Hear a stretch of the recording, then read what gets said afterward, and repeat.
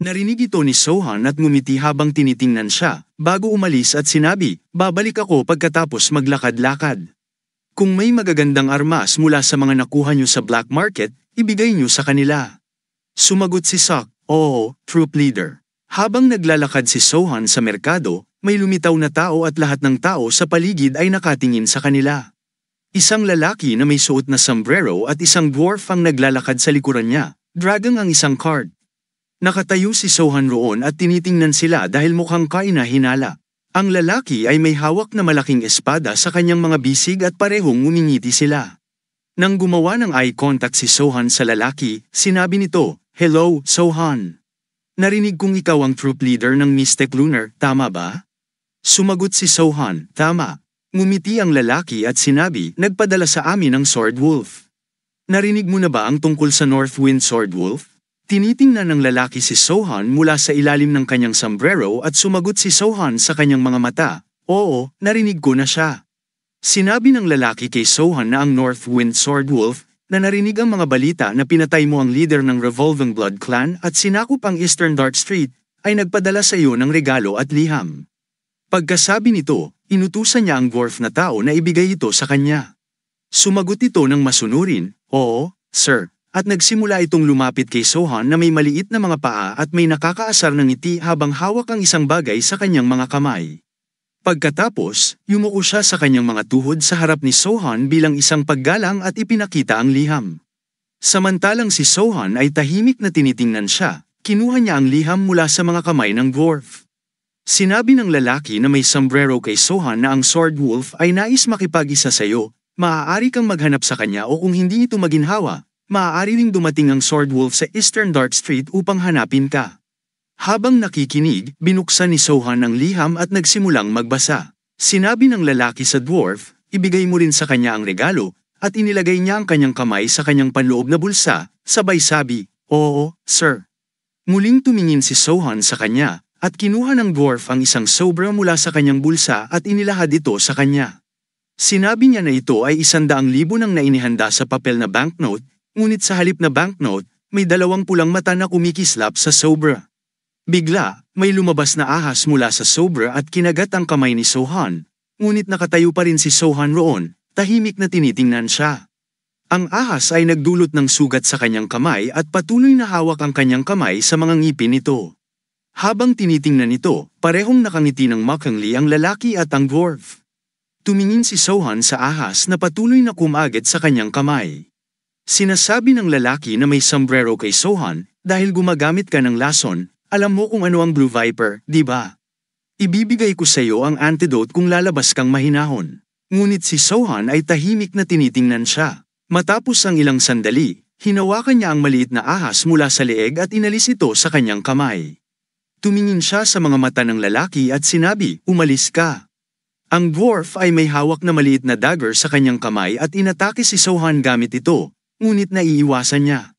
Pagkatapos, kinuha ng isa pang lalaki ang kanyang sandata at inatake siya. Nakita ito ni Sohan, kaya't kinuha niya ang kanyang espada at ipinagtanggol ang sarili mula sa atake. Ang lalaki ay umatake mula sa isang tabi habang ang dwarf naman ay umaatake mula sa kabila. Sabay na hinaharap ni Sohan ang dalawa at hinaharangan ang kanilang mga atake habang nakikipaglaban din. Ang pink na liwanag ay nakapaligid sa kanyang buong katawan. Lahat sila ay abala sa paggamit ng iba't ibang sandata at teknik, habang si Sohan ay tahimik na tinitingnan sila gamit ang kanyang pink na nakalalasong mga mata. Hinaharangan ni Sohan ang atake ng lalaki gamit ang kanyang espada, at ang lalaki ay nagagalit habang sa kabilang panig ay hinaharangan ang atake ng dwarf gamit ang kanyang pangalawang kamay. Nakatayo si Sohan roon, nakatingin pababa habang sabay na hinaharangan ang kanilang mga atake, at pagkatapos ng ilang sandali ay itinulak at itinapon ang mga ito. Pagkatapos, tiningnan ni Sohan ang lalaki na nakatayo sa kanyang isang gilid, hawak ang espada sa kanyang kamay. Itinaas ng lalaki na may sombrero ang kanyang sandata sa ere at sinabi kay Sohan, tama nga ang sinabi ng mga tao, ikaw ang nakapagpatay sa leader ng Revolving Blood Clan. Magiging masalimuot ito kung hindi ka maapektuhan ng lason. Sabay niyang ngumisi at nagpatuloy, ngunit ang katawan mo ay maghahirap ng sandali. Kung magpapaamo ka bago ka mawala ng malay, ibibigay ko sa iyo ang antidote. Hindi ito nakaapekto kay Sohan at sumagot siya, Tigilan mo ang kalokohan at sabihin mo kung sino ang nagpadala sa iyo rito. Hindi ko iniisip na ang Northwind Swordwolves ang nagpadala sa iyo. Nagalit ang dwarf sa sinabi nito at tinawag si Sohan na arrogant bastard. Mukhang hindi mo pa nauunawaan ang sitwasyon mo, sabi niya, sabay naghulog ng isang uri ng bola patungo sa kanya. Pagkabasag ng bola, naglabas ito ng siksik na itim na usok sa paligid ni Sohan, ngunit nakatayo pa rin siya roon ng tahimik. Ang dwarf ay may hawak na mga talam sa kanyang mga kamay at lumapit sa kanya, sinasabing, wawakasan na kita. Nagsimula siyang maglibot sa paligid ni Sohan nang mabilis at umatake mula sa likuran, habang ang ibang lalaki ay nakatayo roon, pinapanood ang kanyang kasama na nakikipaglaban, at ngumiti. Sinabi niya, Soul, bakit mo siya pinatay ng mabilis? Hindi mo dapat siya pinatay ng ganun kabilis. Akala niya ay pinatay na ni Soul si Sohan. Dahil hindi niya maaninag ng maayos ang paligid dahil sa usok, nang makalipas ang ilang sandali ay nakakita siya ng silap kay Sohan na nakatayo roon, ang kanyang pink na nakal-alasong mga mata at ang pink na liwanag na nakapaligid sa kanyang katawan ay nakakatakot. Nataranta ang lalaki nang makita ito. Nang unti-unting hamupa ang usok, nakita niyang si Soul ay nakahandusay na patay sa lupa at si Sohan ay nakatayo roon, hawak ang kanyang mga espada, habang may dugo na lumalabas sa bibig ni Soul. Nagbago ang kulay ni Sohan at nagtanong siya sa lalaki, sino ang nagpadala sa iyo? Ito na ang pangalawang beses kong nagtatanong. Nagtampal ang lalaki at hinawakan ang kanyang espada, sinabing, sino ka bang sigurado akong nakagat ka na ng Blue Viper. Ngunit sumagot si Sohan, may lason din sa sulat, di ba? Tinitingnan siya ng lalaki habang nag-iisip na hindi umubra ang lason sa kanya, ang Blue Viper at ang colorless poison ay hindi nakapaghirap sa kanya at kaya pa rin niyang pangalagaan ang mga tao sa kanilang antas ng madali. Abala siya sa pag-iisip na ito nang tanungin ni Sohan kung walang nagpadala sa kanya, kung may nag-udyok sa kanila na pumunta rito. Patuloy na tinitingnan siya ng lalaki, at sa lalong madaling panahon ay naisip niyang na-trick siya ng Shadowless Dagger. Naisip niya, trick kami ng Shadowless Flying Dagger. Hindi ko akalain na may habit ang Shadowless Flying Dagger na suriin ang kanyang kalaban bago pumatay, at ginamit kaming pain. Tumingin si Sohan sa kanya at bahagyang ngumiti, mukhang alam mo na na-trick ka. Nagalit ang lalaki sa kanyang ngiti at humarap para umatake, sabay sigaw, tumahimik ka. Mabilis siyang tumalon sa hangin at inatake si Sohan, ngunit nakapagtanggol si Sohan gamit ang kanyang espada, at nagbago ang kulay ng mukha ng lalaki sa asul dahil sa mahina niyang lason. Ginamit ni Sohan ang kanyang espada at pinutol ang braso ng lalaki kung saan hawak niya ang kanyang espada, at nahulog iyon sa lupa. Umupo ang lalaki sa kanyang mga tuhod, at si Sohan ay naglagay muli ng kanyang espada, habang ang lalaki ay nag-iisip, hindi ko may galaw. May paralysis powder ba sa sandata niya? Nakatayo si Sohan roon, tinitingnan ng lalaki, at sinabi sa kanya, gaano pa ako kailangang maging sikat para mabawasan ang mga tanga tulad mo na pumapasok at nag-aalay ng kanilang buhay? Sa totoo lang, walang tunay na pangangailangan para dito dahil mas mabuti kung patayin ko na lang ang maraming bastardo tulad mo.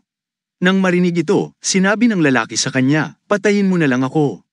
Lumapit si Sohan, umupo sa harap niya, at tinitigan siya sa mata. Kailangan mo bang talagang mamatay? Alam ko ang tungkol sa medisina, kaya madali lang kitang mailigtas mula sa mga ganitong sugat. Ngunit tahimik na tinitingnan siya ng lalaki. Muli siyang nagtanong, huling pagkakataon, sino ang nagpadala sa iyo? Nang marinig ang tanong, nag-isip ang lalaki ng kaunti. Nang mapagtanto niyang malapit na sumabog ang kanyang ulo, sinabi niya, isang assassin na kilala bilang Shadowless Flying Dagger ang nagpadala. Hindi niya natapos ang kanyang pangungusap nang sumabog ang kanyang ulo at nahulog ito sa lupa. Pareho silang nakahandusay na patay sa lupa at tinitingnan ni Sohan ang kanilang mga katawan. Sinabi niya sa kanyang sarili, Shadowless Flying Dagger, ikaw ay isang assassin na ipinadala ng isa pang assassin. Tumingin siya sa paligid at muling sinabi sa kanyang sarili, sa ganitong pagkakataon, tiyak na pinapanood nila ako kung ano ang kaya kong gawin mula sa paligid na ito. Tumingin si Sohan sa kanyang kaliwang bahagi at muling tumingin sa kanyang kanang bahagi, ngunit wala namang tao roon. Ngumiti siya at sinabi, kahit na, siya'y kasing tuso ng daga. Nang sabihin ito, nagbago ang kulay ng kanyang mga mata sa pink. May isang tao na nagmamasid kay Sohan gamit ang teleskopyo at sinabing sa kanyang sarili, mukhang handa siyang hindi siya patayin, pero sa huli, pinatay siya. Ngumiti siya at sinabi, tama nga, ang bastardo na yun ay talagang masama. Nakatayo si Sohan sa kanyang silid at tinitingnan ang labas ng bintana habang si Sok ay nakatayo sa likuran niya.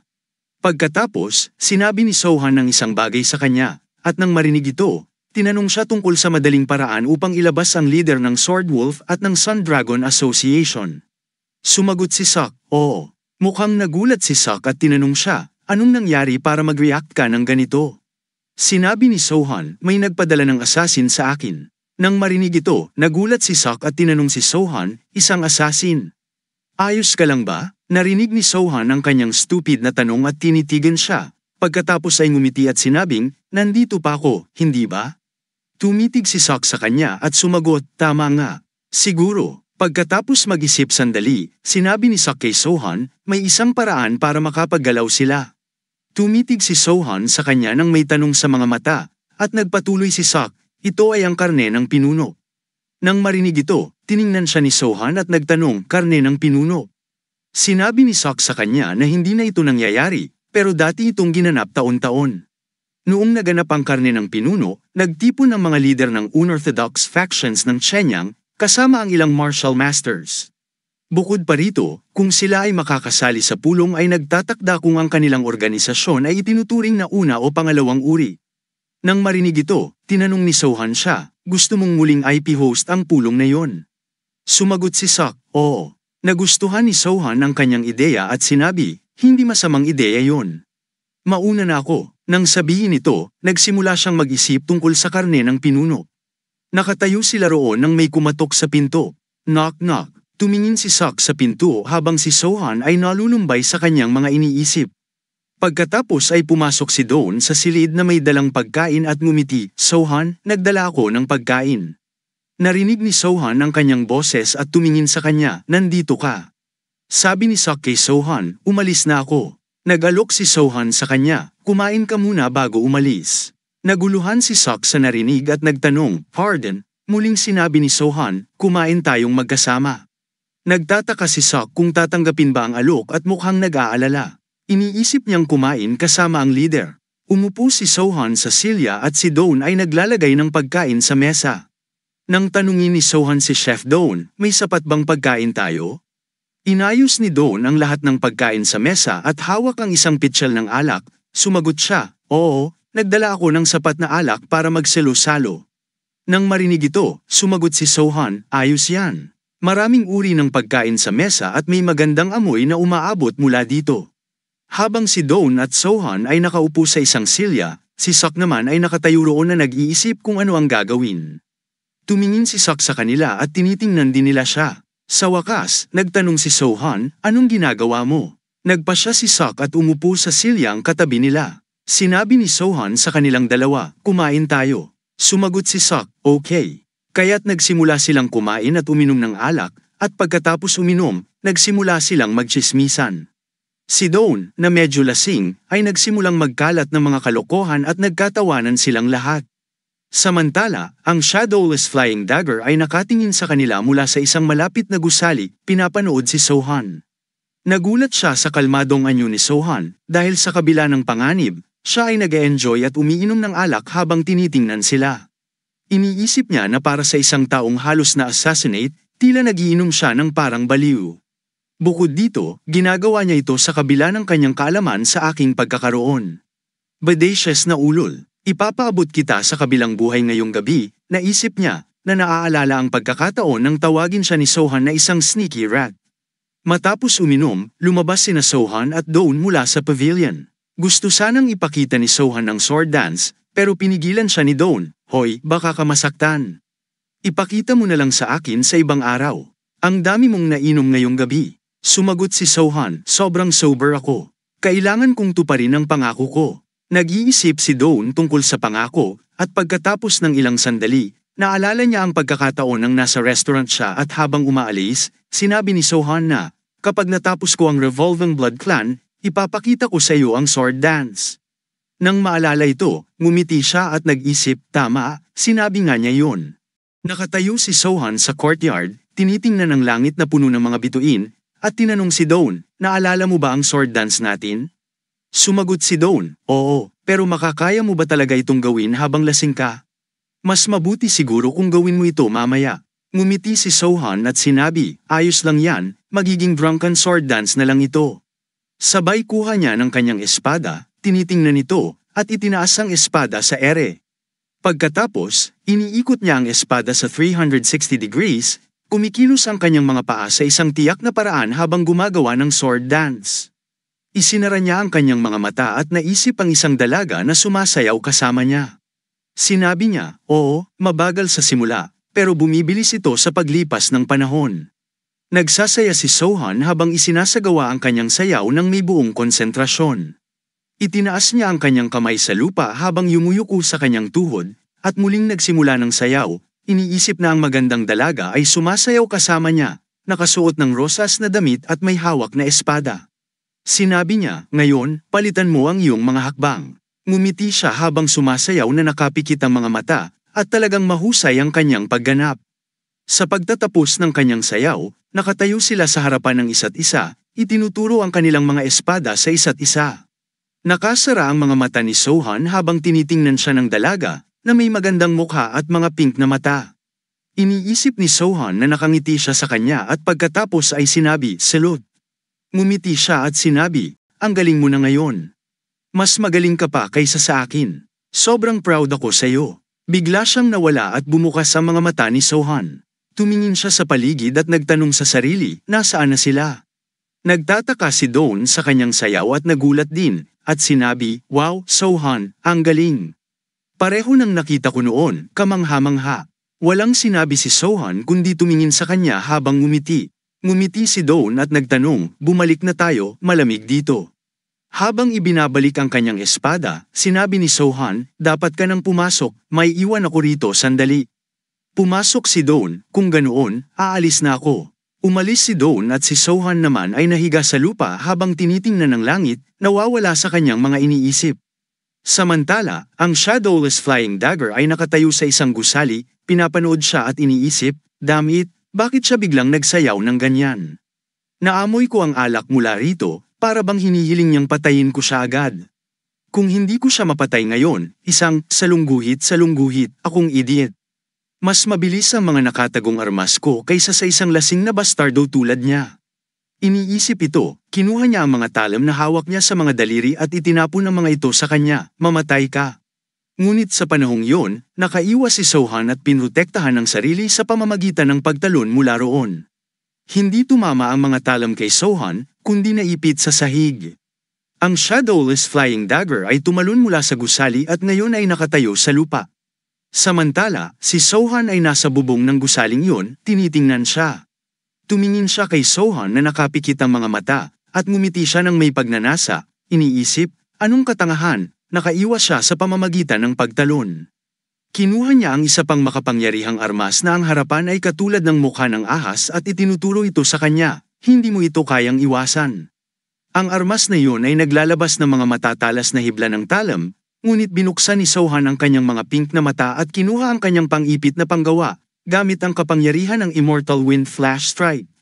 Nailigtas niya ang sarili mula sa mga talam at nahulog ang mga ito sa lupa. Nabigla ang shadowless flying dagger sa nakita niya, habang tinitingnan si Sohan, iniisip, anong meron sa lalaking ito? Hindi siya ang kamatch ko sa simula. Nakatayo sila sa harapan ng isa't isa, tinitingnan ng shadowless flying dagger ang kanyang mga talam na nakahiga sa sahig, nabigla sa kanyang mga kasanayan. Samantalang si Sohan ay nakatingin sa kanya na may hawak na pang-ipit, iniisip ng flying dagger, akala ko ay mayroon akong sapat na kaalaman kung gaano siya kalakas, pero nagkamali ba ako? Kinuha niya ang kanyang espada at inalis ang takip. Nagsara si Sohan ng kanyang pang-ipit at sinabi, ikaw ang rat bastard na nag-target sa akin. Muli, nagpink ang mga mata ni Sohan. Ang shadowless flying dagger ay tinitingnan siya ng may galit at biglang nag-atake. Ngunit mahusay na nakaiwas si Sohan sa kanya. Ngayon, inaatake siya ng shadowless flying dagger gamit ang iba't ibang mga teknika. Ngunit pinipigilan ni Sohan ang lahat ng kanyang mga atake gamit ang kanyang pang-ipit.